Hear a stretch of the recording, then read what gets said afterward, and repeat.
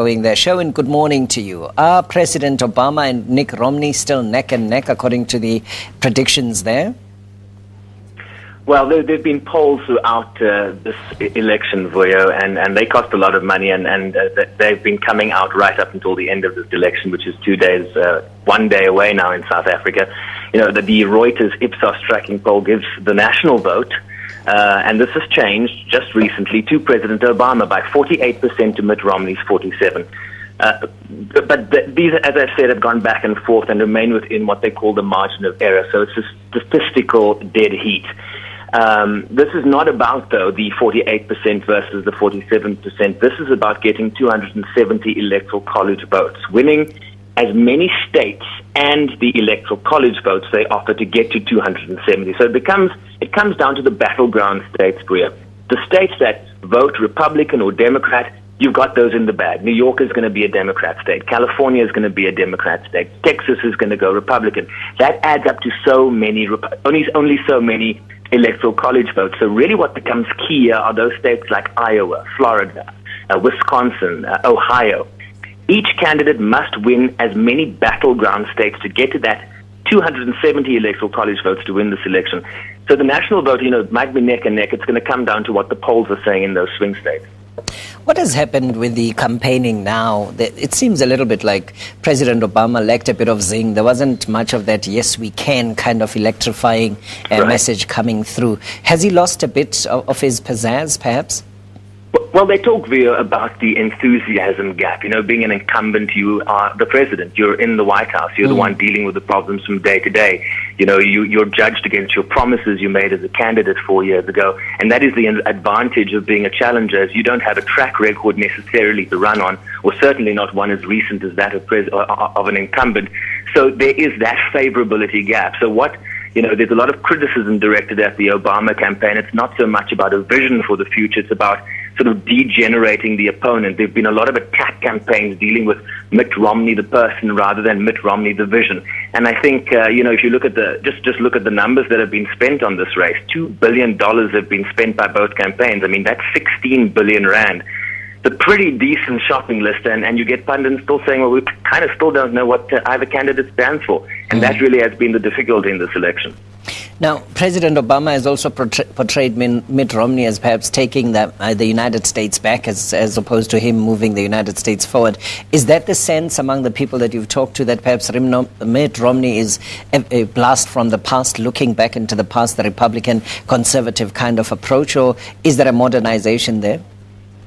Well, what the Obama and the Democrats have been saying, the Obama campaign and the Democrats have been saying, it's more of the same. It's back to the years of George W. Bush, the policies that got us into the mess, that drove the economy into the ditch, and we are the ones that have been slowly pulling us back, creating 5 million jobs.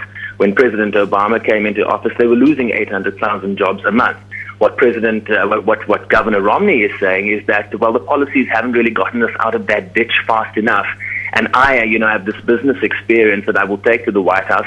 I had great success as a governor in Massachusetts, and I had great success running private capital business and the Olympics. So it really is about a different vision. Both parties are saying that they are better for the next 4 years, and really it's going to come down to what you call the political machinery of both campaigns, getting out that vote in the swing states, getting people to the polls. Those are the numbers that are going to matter in this election. Now, talk a little bit about the impact of the tropical storm, Hurricane Sandy, that we had there. What kind of impact is that likely to have on this election? Well, it's going to have an impact in the states where it hit hardest: New York, Connecticut, and New Jersey. I mean, the main concerns are, the suburbs, communities of Staten Island have been ravaged by the storm. So there's a great concern that there won't be that level of enthusiasm in getting people to the polls in that state, but not that it's really going to matter that much. As I've just said, the swing states is what this election is going to come down to. New York, New Jersey, and Connecticut tend to go Democrat, so that is still going to happen, we think. But in terms of people being disenfranchised, they're opening less polling stations. They're taking generators to polling stations that don't have power right now. Some people in New Jersey, I understand, will be able to vote by email. So there is really an attempt by the boards of elections to ensure that people are not disenfranchised. But, I mean, if your house has been decimated. I don't think voting is going to be a priority right now. What about recovery, though, and mopping up operations? How are they moving along with the aftermath of Sandy? Well, a week after it, we were still looking at about 40,000 people in need of homes. The housing is becoming a critical factor now. Temperatures are beginning to drop. We were hitting -0 tonight. And remember, the extent of the damage to property is far worse in outlying areas.